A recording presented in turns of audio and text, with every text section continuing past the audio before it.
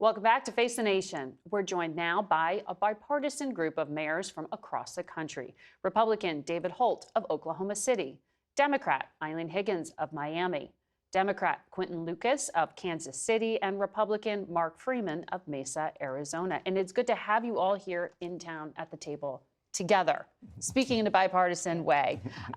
There are so many things that you see on the ground operating your cities.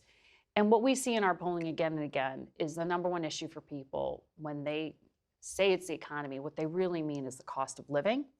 And the biggest contributor to that really is housing, shelter costs right now, really burdening people. And I want to start with you, Mayor Higgins. Miami, we looked it up. It's the least affordable rental market of any major city. Median price for condos and single-family homes up more than 80% since COVID. So many people moved in there around that period of time. You've been trying to make government land available to develop on. Is that working? Are you going to make a dent in prices? Well, what I can tell you is the largest landowners in many communities are municipal governments. And prior to becoming mayor, I served on our county commission for 8 years. And during that time, by activating county-owned land, particularly land around transit stations, I was able to, in a short period of time, build or rehabilitate 4,000 units of affordable and workforce housing. And we have about 3,000 more in the pipeline.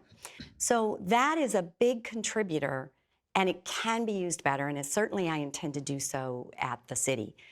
When you're building stuff, costs are high, right? Cost of land, cost of concrete, cost of steel, cost of labor. So if cost of land can be taken out of that equation, it makes it easier to build affordable and workforce housing. And the other thing that's really important that government can do is make it faster to build it. And one of the initiatives I undertook at the county was to completely revamp how we permit affordable housing. And at our point in time, we could permit a 12-story building in less than 4 months. Mm-hmm. Now, part of the reason I was elected mayor of the city of Miami was people trusted me on building housing that is affordable for our workers and to do it in record time. So my top priority at the city is to fix a broken permitting system, mm-hmm. where right now it can take 2 to 3 years before you can even break ground on an affordable housing project. Yeah. So very important that cities pay attention to their bureaucracy, make it as small as possible, because every day you're waiting in permitting is a day the costs go up. Yeah. And this has become such a national issue. I mean, Mayor Holt, you've heard President Trump issue this executive order saying he's going to ban institutional investors from developing in real estate, single-family homes. Is it institutional investors that are really the problem? I mean, what is it in Oklahoma City that's sort of holding up some of that free space to develop affordable housing? I mean, cost of construction, cost of materials. You know, as Mayor Higgins just referenced, of course, we all are looking at our permitting and regulations and making sure that's all local level stuff. That's all local level stuff. Yeah, I think at the national level, we certainly see room for partnership, though. Everybody's got to do their part, and certainly we can't ask the federal government to be a partner in this if we're not doing the kind of things that you could ask every one of us. And I bet you we've got like 5 different things we're working on right now on housing. But we've been here in Washington speaking with one voice on this and seeking a federal partnership. And it has been just as bipartisan as this table. We are meeting this week. We heard and had a visit from Senator Warren, who has a bill with Republican Senator Tim Scott, who also sent a message. And of course, we've been working on the House side as well with a bipartisan group, Congressman Flood, Congressman Cleaver. So there's a lot of movement here and there's a lot of interest. And certainly we also welcome the continued interest of President Trump and the administration. But none of this will be the silver bullet. But if we're all working on it, we will be hitting at what you described correctly, which is that housing is the single greatest cost in every household budget. So if you want to address affordability, if that's the political watchword of 2026, then I would add to it, housing is how you're going to do that. Right. And you, when you talk about convening all these people, you're the president right now. I am the current president of the United States Conference of Mayors, a 100-year-old organization that has speaks for 1,400 mayors, had 300 mayors here in Washington this week. And they all have the same problem. Absolutely. Yeah. I mean, to different degrees and in different ways, but there's not a single mayor who said, no, I'm good on housing. Right. Yeah, everybody, this is our #1 issue. Number one issue. Mayor Lucas, out in Kansas City, you've tried to create affordable housing via a trust fund. Yes. I think that's winding down, though. Did it make a difference? Do you still have the kind of shortage that is a problem? You know, it made a tremendous difference. The challenge in all of our cities, my city of about 500,000 people, I think needs about 28,000 more units. I think everyone around the table will have similar numbers challenges. And so we are making a dent in a problem, but I think the first step we need is to identify more resources, in a lot of cases to identify more land, and we are seeing progress. The question, I think, for the American city is, how do you fund it long term? If we don't see more federal funding long term, states aren't as heavily in the business as they used to be. Are you looking on bond obligations for local taxpayers, more private investment? Permitting and regulatory burdens are a huge part of what we're trying to do. But it is interesting. You are seeing necessarily nonpartisan solutions to this because you need private sector, public investment, land use reforms, everything under the sun to make sure you can make a change. And do you see the working with the federal government actually being collaborative at this point? You know, the federal government has been very collaborative. There are certainly always some holdups and issues, and I think that exists from administration to administration, making sure we can get funding from HUD more efficiently, making sure that there's a focus on true housing reform.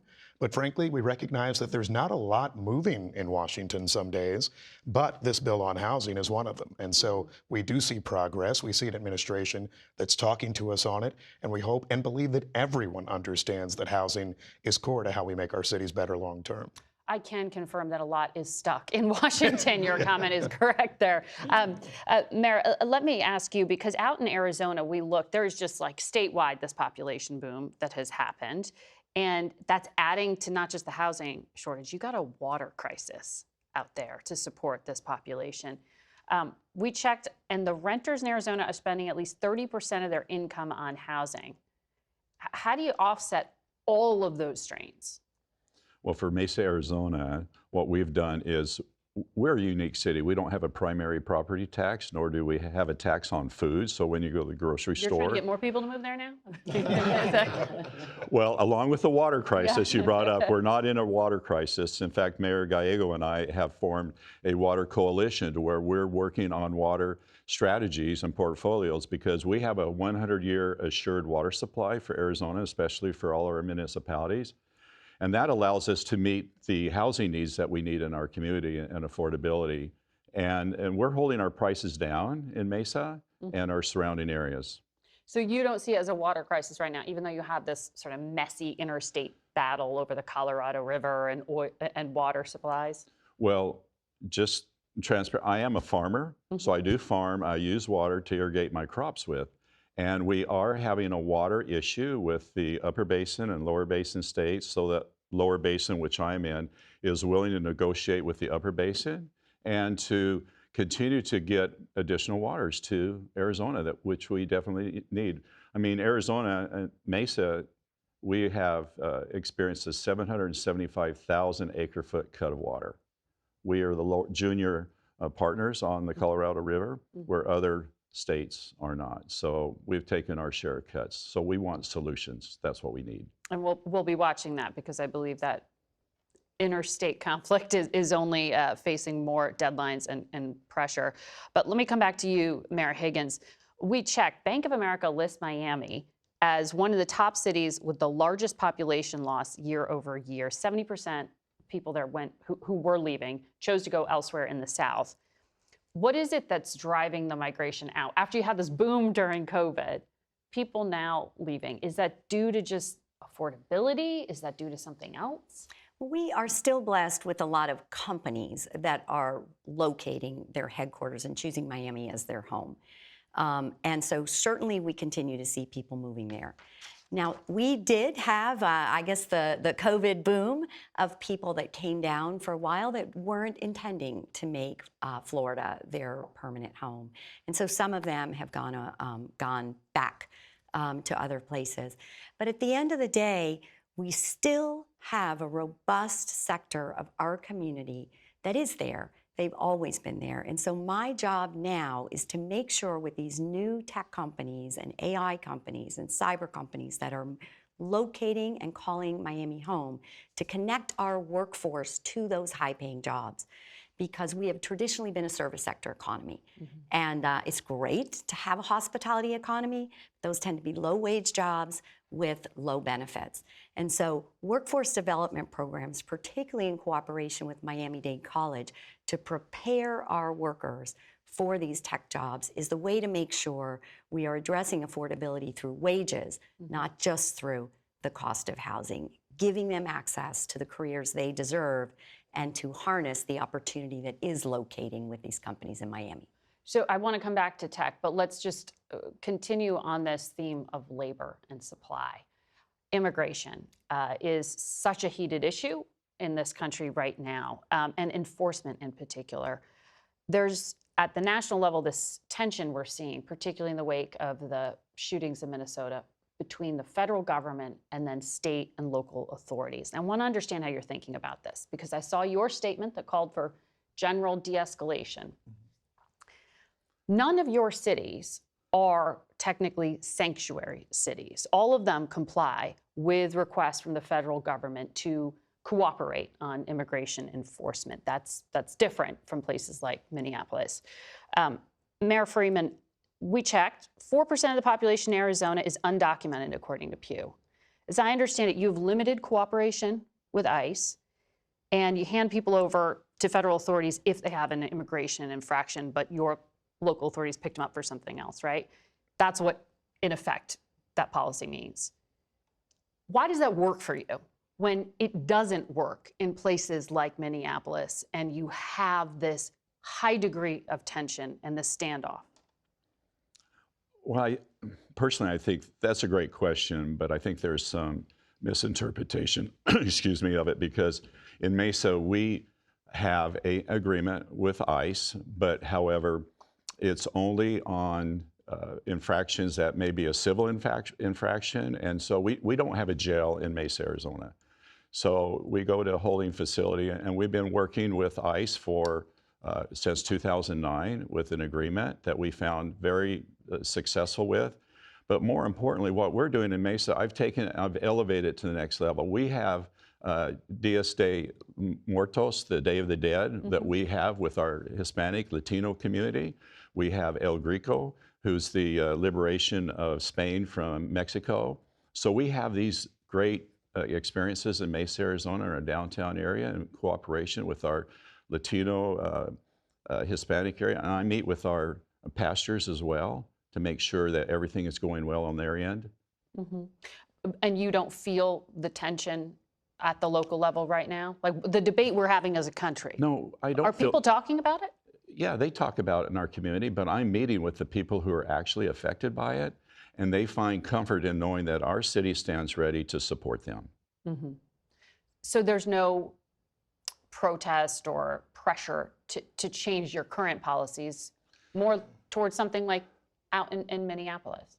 No, there's pressures all the time from other organizations, but we stand solid in our commitment to provide safety to our neighborhoods and to our Latino, Hispanic communities, and we work with them every week, every month. Mayor Holt, I want to ask you about your city, but also in this leadership role you have, like, how are you counseling mayors to go through this right now? This is a real pressure at the federal level to sometimes change local laws or state laws. Well, I don't know, a few observations in reaction to that. I mean, first, it's really important to point out that we have enforced immigration laws in this country for over a century. ICE has been around for 2 decades. There was even a previous Trump administration and in none of those times did you see this level of chaos in our cities. I understand in the previous Trump administration there was controversy about things at the border, but I'm talking about all the 1,000 miles from the Internal border enforcement. in places like Minneapolis. So we can look back to previous eras of normality and appreciate that there are ways to competently enforce immigration laws in this country. And I think that's what we're kind of asking for is that sort of pivot back to a new strategy that may be an old strategy. And I think we all accept that this administration prioritizes a higher level of enforcement. But what we're seeing in the conflicts in the streets of Minneapolis is just obviously unacceptable, and we're still sort of reeling from what happened last Saturday. And we're generally encouraged that the administration seems to be exploring that pivot. And of course we understand it takes time to sort of get the right personnel in place and make the policies. So I mean, we're giving them that space, but. What was happening in Minneapolis that kind of culminated in the second death of a protester last Saturday is obviously something that we would all fear to happen in our cities. Yeah. And we feared that kind of chaos was starting to potentially creep around the country. I think the other thing I want to observe, though, is that mayors are certainly caught in a little bit of an impossible situation because, we take these roles with our chief obligation being the protection of our residents. And we're even given a police department, people with guns to aid us in that pursuit.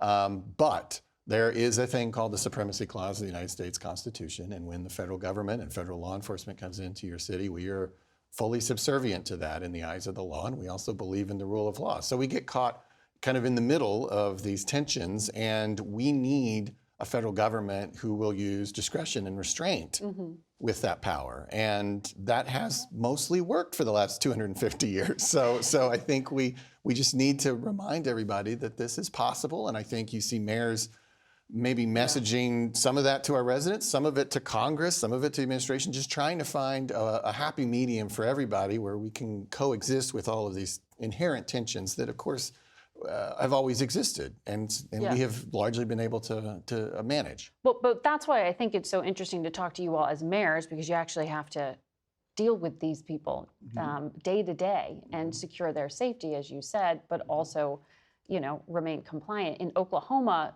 it looks like the Highway Patrol works with ICE to conduct stings. So you do have some working together of state. Yeah, I mean, it's a state federal agency, the Oklahoma Highway That's Patrol. right. That is not our police department. Right. But when you see that working together, is it smooth? Are there tensions now because of what just happened in the past few weeks? Like, are people questioning whether these policies should stay? Well, I mean, let me differentiate and make it clear. Do people look at Minneapolis and say that could happen here? Well, of is course, what I'm I'm asking. sure every mayor in America here in D.C. was feeling that way, and again, not because any of us think that there shouldn't be immigration enforcement. Right. I mean, this is not the question. It's just, how is it managed? I mean, we have some mayor colleagues that were former police chiefs, for example, have really great expertise in law enforcement. We're all amateurs, right? But these are people who did this for a living, and they're telling us, they look at these videos and they see police tactics that haven't been utilized anywhere in 30 years in a local law enforcement agency, that these are not the cutting edge techniques of law enforcement that we have been using, our police departments have been using for the last quarter century to build trust with our communities. Right. And so that's it's not we're not really arguing about whether this country should enforce immigration. Right. Everybody believes that. I mean, not everybody, but the broad swath of the American public does. But what we are arguing about is police tactics and strategies and managing engagement with residents on the street. We have built so much trust in these last few years and worked really hard at that. And obviously, this whole situation has threatened to erode that trust. Yeah. Mayor Lucas, I want to come to you on this idea of how the federal government is trying to implement immigration in your city, because we checked, and I believe you have a similar experience out in Oklahoma too, where the federal government's looking to turn industrial warehouses into large-scale detention facilities for up to 10,000 people. That has caused some friction in Kansas City. You have tried to change things. You passed a city ordinance to combat it. Can you actually stop the federal government from doing it? I think there's substantial question to it. The people of Kansas City have asked us to make sure, though, that we stand up for, in this situation, simple zoning, that we make sure that we share what is the viewpoint of the people of Kansas City.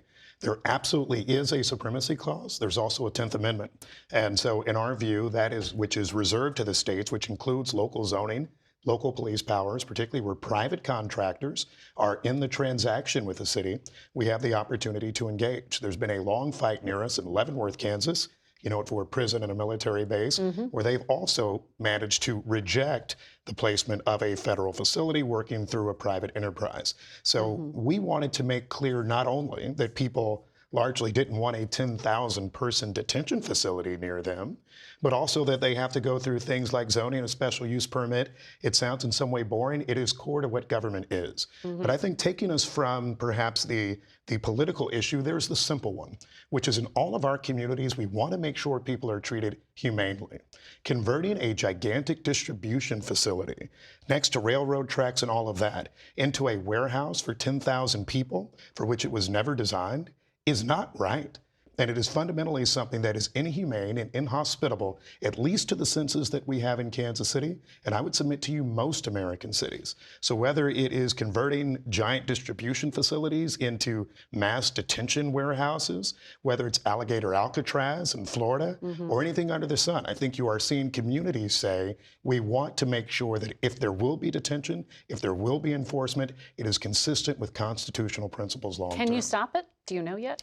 I think that probably that'd be a federal district court determination. I have seen there have been many zoning battles over the years about what can be done.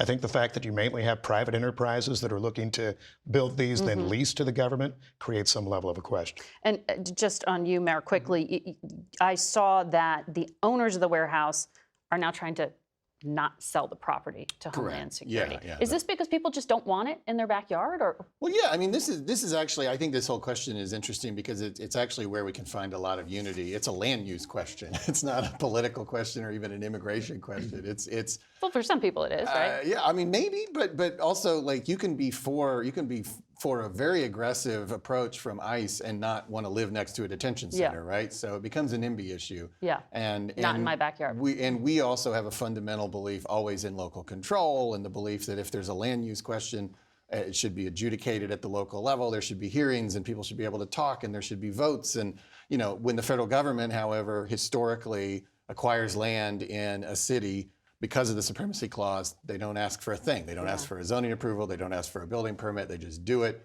And that's the tension inherent here. But it's kind of easy for mayors to set aside the political dynamic here and just say, hey, that's a high impact use, a detention center.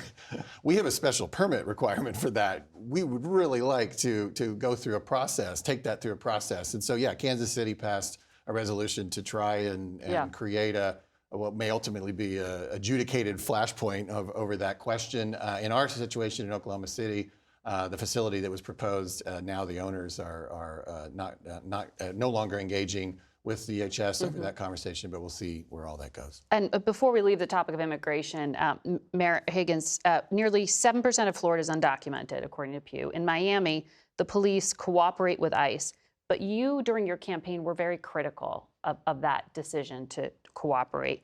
Can you change the policy without the governor being on board? The governor issued a requirement that local municipalities cooperate with ICE. And many municipalities, including the city of Miami, before I became mayor, signed that agreement. It is very difficult to unwind. It would take a vote of our city commission to do so. So obviously as mayor, I intend to comply with the law. And so what we have done in our 1,500 person police department is we have trained 3 individuals, should ICE call, that are able to answer that call and work with them. Obviously, we're going to comply with the law, but we are not going to help beyond that. Because in my community in South Florida, we are the most affected. ICE and its tactics have been in my community for over a year. They have been causing great fear and terror in our residents. I cannot go anywhere without meeting someone, my brother, my uncle, my sister, Alligator Alcatraz, no sabemos dónde está. We don't know where they have been taken. And that has been going on for months. It is inhumane, it is cruel. I'm a Catholic. I can barely grapple with the lack of humanity around all this. And then what we have very differently from any other community in Miami-Dade County, which we are part of, approximately 15% of our population has TPS.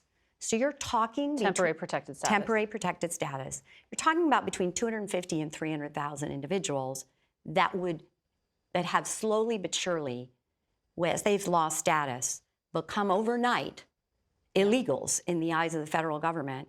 And this enforcement in our Nicaraguan community, our Hondureño community, our Venezuelan community, has driven many people into hiding. Children are not going to school, and obviously ICE is deporting them. Tuesday night, we face a very, very dire situation. Our Haitian community loses its access to TPS at midnight. 20% of TPS recipients with Haitian heritage work in healthcare. So on Wednesday, we are talking about nursing homes, home healthcare aides, hospitals, nurses, physician aides. All of them are going to be out of a job when they wake up on Wednesday morning. Because their legal pathway and status is going to be revoked, and Yes. suddenly they become illegal. Unnecessarily. Haiti is not safe. Venezuela is not safe. TPS should be extended immediately for Venezuelans. It was erased with the stroke of a pen. It can be put in place with the stroke of a pen. And TPS for Haitian immigrants should absolutely, positively be extended. Our economy is at stake, and our humanity is at stake. We're going to watch that developing story. We've been talking about it here on Face the Nation. I want to quickly get to you all on one of the big drain on resources that we've been seeing, but also possibly a jobs boom, and that's in the tech space, particularly with these data centers that are being built. Out in Arizona, of course, taxpayers at the national level have funded this huge computer chip investment that's happening out in Arizona. How do you balance technological innovation and maintaining access to water and making energy affordable? How do you do that? Well, we do it collaboratively with our energy supplier. You know, one thing about Arizona, we're really fortunate. We have TSMC, who's the largest semiconductor manufacturer in the world, in Phoenix. And so that ripple effect with that manufacturer has caused a lot of great things for Arizona, especially for Mesa. We have 30 Japanese companies, Korean companies, Taiwanese companies in Mesa supplying things for the semiconductor industry. And water is a key thing along with that. And we continue to incorporate that. We've worked with Arizona State University on their advanced technology. We have, they just opened up a $180 million facility, $100 million worth of robots in there to teach about high tech. And that's going to bring jobs. That's going to bring affordability to the city of Mesa, because then it'll allow people to have high paying jobs and be able to meet the needs and demands of living and work.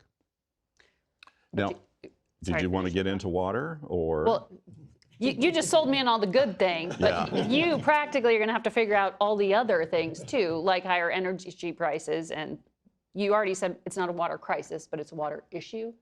It is a water issue because I told you that we have a 100-year assured water supply in Arizona, and it's a requirement for cities to move forward with that.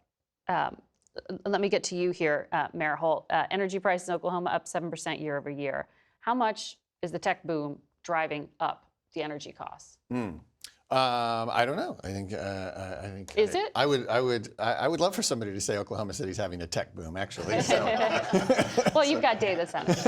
Well, there's state. some proposals. Yeah, in the state, there's some proposals coming forward to put them in the city, and I think we're still trying to figure out what we really think about that.